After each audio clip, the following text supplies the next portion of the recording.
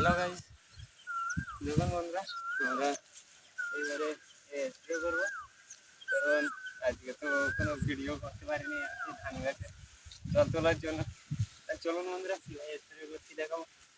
এখন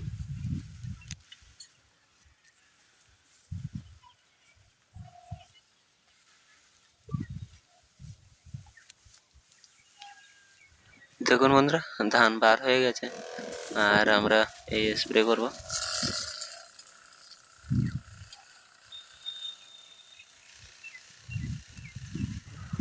এই যে স্প্রে করছি দেখুন বন্ধুরা।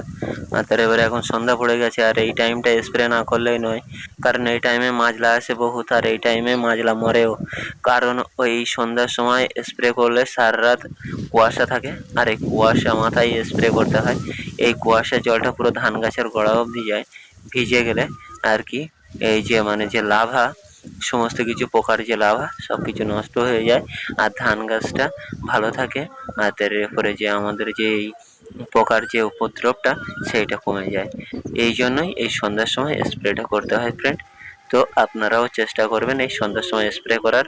তো চলুন বন্ধুরা, আমি দেখাচ্ছি কীভাবে স্প্রে করছি কি না করছি, কারণ এই সন্ধ্যার টাইমটা আমি স্প্রে করি প্রত্যেকবারেই।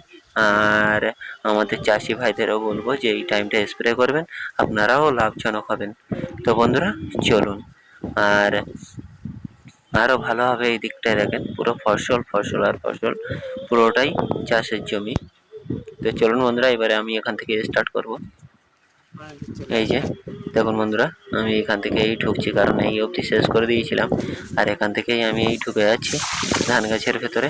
আর এবারে আমি এই মেশিনে স্টার্ট করব। দেখুন বন্ধুরা, এই আমি স্প্রে করা শুরু করছি। দেখুন কত বড় বড় হয়ে গেছে ধান গাছ, লম্বা হয়ে গেছে। আর তো ফ্রেন্ড, আজকের মতো এই পর্যন্তই। দেখা হচ্ছে নেক্সট ভিডিওতে নেক্সট টপিকের সাথে। তো বাই বাই ফ্রেন্ড।